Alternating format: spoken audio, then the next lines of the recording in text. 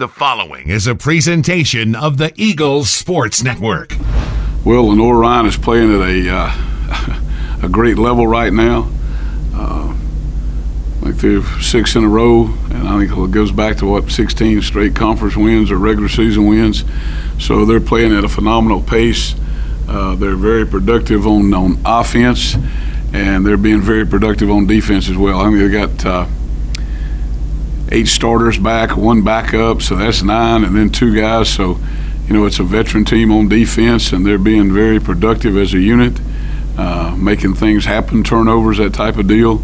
And on offense, they're running the football like they always do and picking their place in there. And when they throw the football, it's usually for big chunks and big plays. So you've got to be assignment football, keep your eyes up all the time, be where you're supposed to be. When the ball snapped, you can't get out of place against Lenoir-Rhyne. How special is a game like this? The top 2 offenses in the league, the top 2 defenses in the league, playing in late October for the right to lay claim to a SAC title? Well, I think it's a great compliment to both teams. There's not a whole lot of teams this time of the year that are having a game of this magnitude, and told our kids, gosh, it's what it is. Basically, it's the next most important game on our schedule because it's the next game. And it'll be a great atmosphere over there. I know that. I know that they'll be ready to play. I think our kids are going to be ready to play, and should be a fantastic football game. This game has been on the horizon for some time now, and yet it doesn't feel like your team has looked ahead to it. How proud are you of their ability to take it one game at a time? Well, I'm very, very proud of them, and we've told them that, we've restarted the 2019 season, and you better focus the way we are as a football team. You better focus one day at a time. That's not coach talk. That means practice and have a great practice every day. Be focused about assignments and being where you're supposed to be. And then, when you come to Saturday, you go into that game, you're prepared, you're confident in what you're doing, and you should be able to turn loose. You brought up the Bears' defense. Last year it was pretty good. Gave up a little over 300 yards a game. This season it's really, really, really good, especially the rush defense, 65 yards allowed per game. What has changed that has taken them into the upper echelons of the nation? I think they're doing the same scheme, basically. I think you've got kids that are a year older, that's shown. They got 8 starters back and 1 backup. Really, that's 9 starters back. That's experience. I think when you got some certain people around them, like we talk about, people that make other people better, I think that makes you a great defense. 2 of the top 5 rushing teams in the country. What makes their ground attack so potent?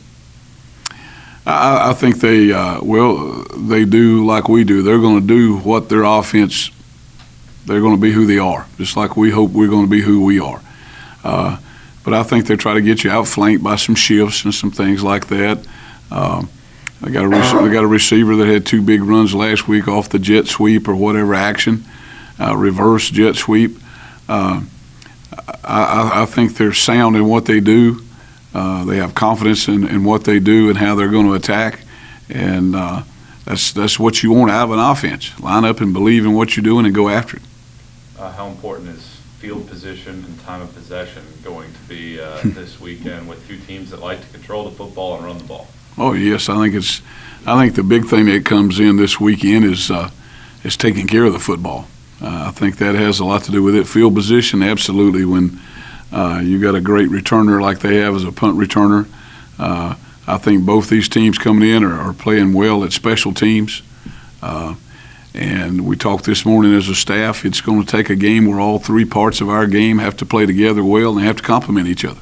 You mentioned the returner, Kyle Duggar. What makes him so special, not just in the return game, but as a defensive player? Well, that's a grown man back there at free safety running downhill and getting after you, and he's been a great player, and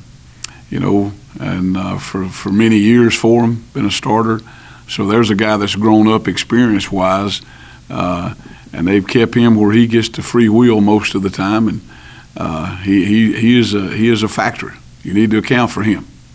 last couple of weeks, your defensive backs have played really well against teams that have thrown the football. How important is it going to be for that group to aid the run support? Well, yes, aid the run support, but it's like anything else. Don't let your eyes get tricked, because they're very effective. They'll find the spot where they want to throw the football off of play action, somebody that's voiding an area or somebody that's cheating with their eyes, and you have to be on top of your game. I know that a lot of people look at this game and think this is kind of make or break for your season. How do you tell your team that this is not a do or die situation and try not to make this bigger than it actually is? Well, I think our kids, gosh, they've been around here 2 and 3 years together. They know what this game is about. They've played hard to get to this position, and I certainly hope for anybody that one game is not a make or break year. All right, I don't think that's what it's about. I think every football team we play wants to be undefeated. There's no question about that. But I do think that, this football game is big. Yes, it is. But there's 4 games after that, okay? And I think you evaluate weekly how much better you're improving. Are you making improvement? What do you need to improve at the most? And you keep that part in perspective. But you're not going to go about and say, oh, man, this is just another ball game. And it is in reality, but it's not. You look at where this team has come from the Wingate game. What lessons do you take away from your last road game that you have to apply here?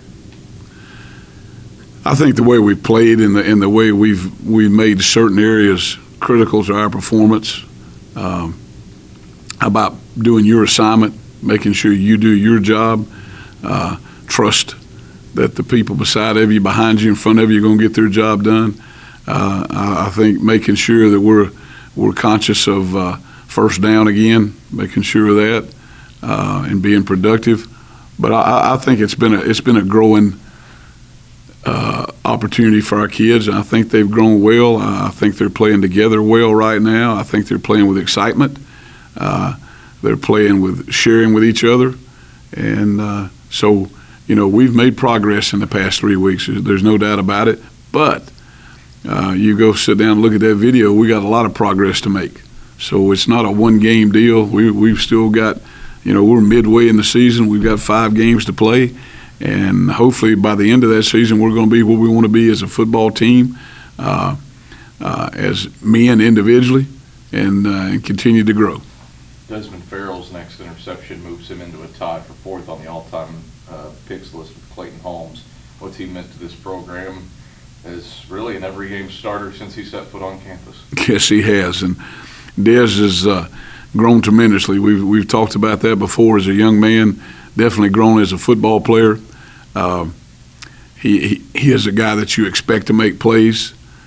He's a guy that can lead out there, get people in the right position. So we got a lot of trust in Dez Farrell.